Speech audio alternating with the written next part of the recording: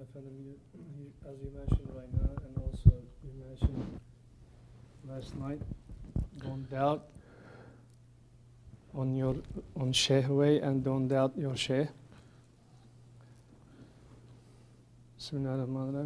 Person has doubt, but he doesn't show because he loves his Shaykh so much, blindly. He doesn't see anything else. He said, I love my Shaykh, I'm going to follow him. Mm-hmm. Another type, person scared from Shaykh so much. And if I do something wrong, I'm going to get screwed up. He back up that way. Mm-hmm. Third one, person has doubt, but he has no other place to go. He knows this place is okay, but he still keeps the doubt inside. What are the dangerous situations waiting for them? Dunya and Ahiret. For the third one, you see, it is the law of creation that creation will always change. Allah is the one who doesn't change. But creation will always change. Don't think that you're just going to change here in this world. In the hereafter, you're going to change too. In the grave, you're going to change too. You will always change. So those who think, I cannot change or I don't want to change, first punishment is already reaching to them. But that one, no matter how bad he is maybe, but he wants to change, sincerely looking, not fooling himself,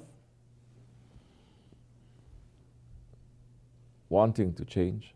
And in this way, if you want to change, you'll find 1,000 million supports coming to you to change. It's when you don't want to change and you kick aside the help that is coming to you, then that's the time you're in a very dangerous position. What makes you to kick that aside? Because you're angry. You're angry. You're angry at the what? The one who gives you candy and one time he gives you a bitter. That one who gives you 99 bitter and gives you one good, you still owe him. And the bitter he's giving is not for fun. The bitter he's giving is from yourself. The sweet he's giving is from himself.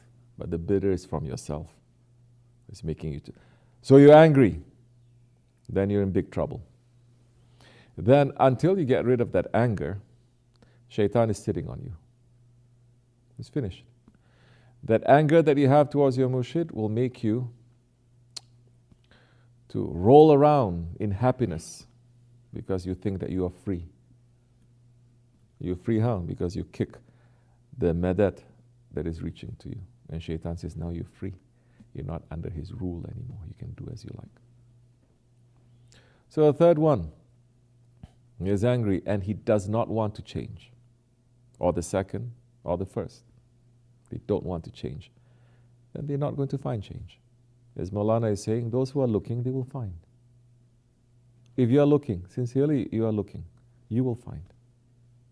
But you're not looking for it. And you have to go down deep, deep, deep inside also. Do I really want it or I don't want it? It's like an addiction. It's an addiction. All these things is an addiction. It's like taking drugs. First, it's not about how much help you're going to get, where you're going to go. It's you yourself. Do you really want it or you don't want it? And if you want it, help will come to you. But that suffering that you're going to go through, you are going to suffer yourself, not other people. But first, you have to be sincere. This is when sincerity it is. And there are ways to show that you are sincere, and there are ways to show that you're not sincere. You're just speaking. There are.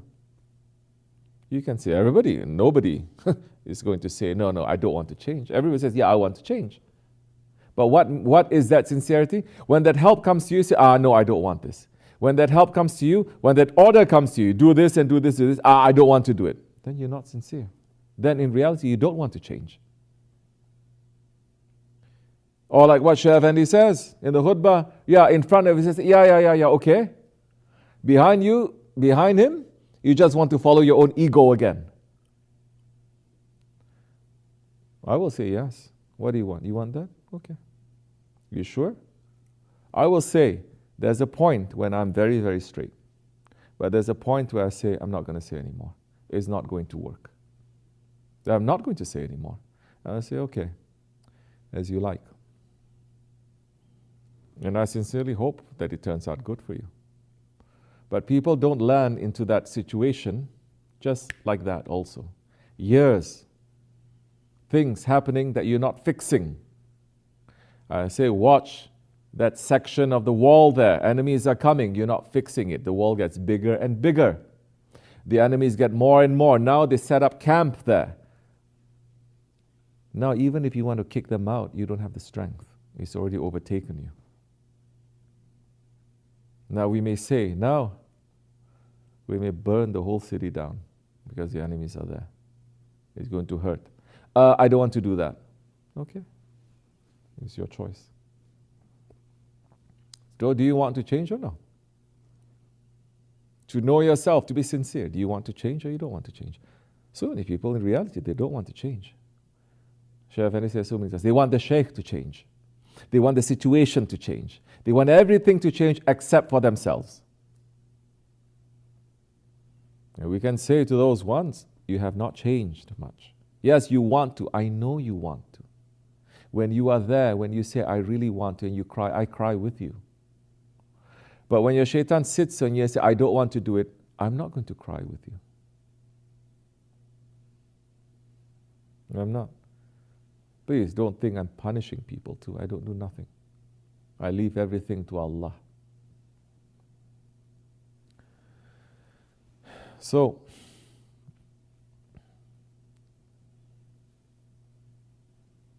what do you want to change? You have doubts. There is an answer to every question. Or you have doubts and you say, you know what? You know yourself, you know what? I know my ego a little bit. Even if I get 1,000 answers to this question, I'm never going to be satisfied. So the problem is not because I don't have the answers. The problem is my ego will not accept anything. So it is still my ego. It's not because there are questions that needs to be answered, my ego is going to be satisfied. So the problem is much deeper than that. Then there are those who really want to change and they are struggling. Help will come to them. But for those who have doubts and they don't address them, they keep it inside, they don't swallow it, they don't digest it, they don't pass it out. Or worse, they start spreading it to people. Or they find people who have doubts and they start talking. In front of us, they smile. They say, yeah, tabi. Behind us, they say, yeah. We have experienced those things too. We don't do anything. In reality, they don't want to change. Because now we have two faces. We must be aware. We must be aware of our hypocrisy. It's normal to have questions. Doubts is something else. Then you have to ask, what is it, where is this coming from, all these questions? Questions is something else, but why are you asking those questions? What is making you to ask those questions? Really, you're going to be satisfied? You get the answer to that, then what? So look deeper, and you'll find out. Then you'll be able to fix it, like I said, for the root of the problem. You'll be able to fix it. If you don't go to the root of the problem, it won't. Different day is going to come out in a different way.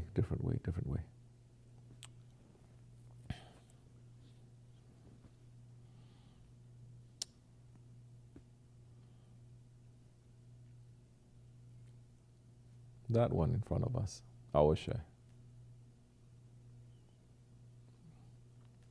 I don't know more than he does. What makes me think? He has helped so many people, he has helped me. I cannot even think to do that. So this is when you start using your real intelligence. Okay, maybe you have some questions, but look at him. You start using your intelligence. Then haya is going to come. Modesty is going to come. Say, astaghfirullah. Even if I think he's doing this wrong, he's doing all these things right, who am I? Who am I? As Shaykh Maulana is saying, you must think that your Shaykh at least is 7 maqams higher than you, or 70.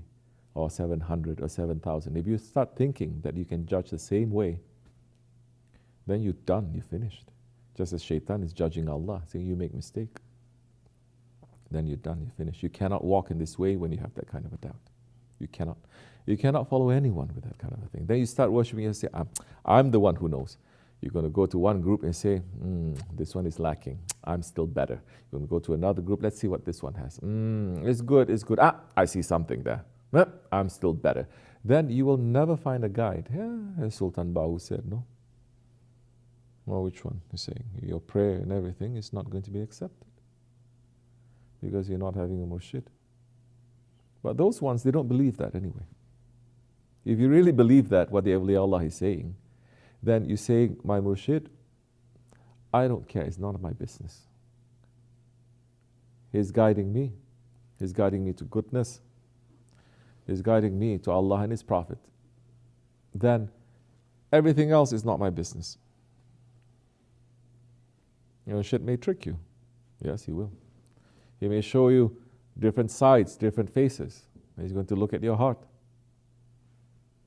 You say, it's not my business. Whatever he's doing is between him and Allah. Where is he guiding me to?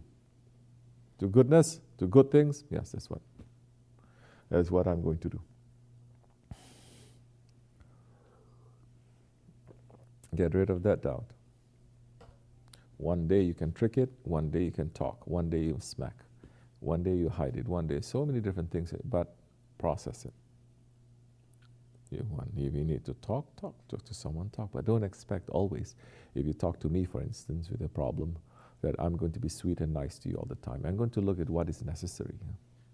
When it's necessary to talk, I will talk. When it's necessary to talk, I will. When it's necessary to scream at you, I will. I must. I'm not doing it for you. I'm not doing it for me. I'm doing it because my Shaykh is looking. And he's going to say, did you try this? Did you try this? Did you try this? Did you try this? Why you didn't?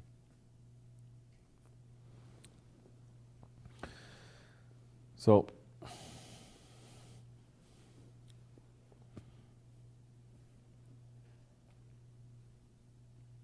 all these existential questions, I don't like to use too many big words, questions so important. How important are they? Once you get a toothache, you forget everything. Once you cannot go to the toilet you forget everything. So how important are they? You think about that? You think you're so important with your problems? One migraine, one toothache, everything disappears. What is there? Allah, Allah, Allah. Oh. So don't take it too seriously. This is my suggestion. Because when you are full, it's something. When you are hungry, it's something. When you are happy, it's something. When you sleep, it's something. When you don't sleep, it's something. It changes. So you're saying it's complicated, but it's not. It just takes different shapes. It just changes its shape. But it's still one and the same thing. Ego.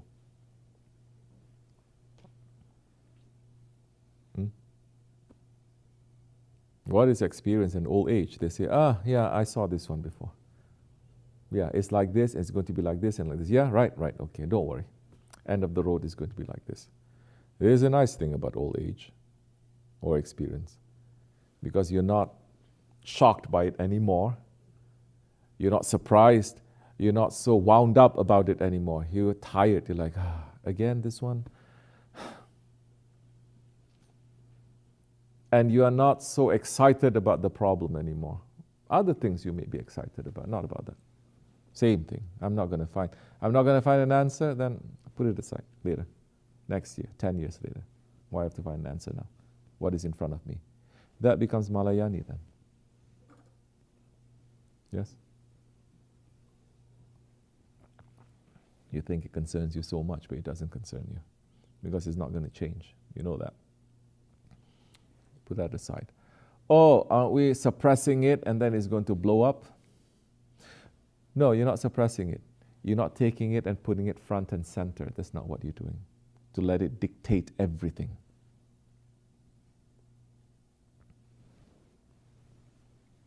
have the headache, have the toothache, have the inability to go to the toilet, and then have that problem still front and center, then that problem is real and it's important. May Allah make us to remember death often. Amin. Allahu tawfiq al-Fatiha. Amin. Assalamu alaikum wa rahmatullah. Tamam.